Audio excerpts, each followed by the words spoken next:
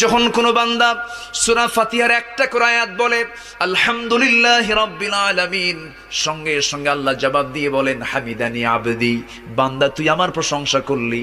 আর রহমানির রহিম যখন বলে আল্লাহ বলেন আসনা আলাইয়া আবদি।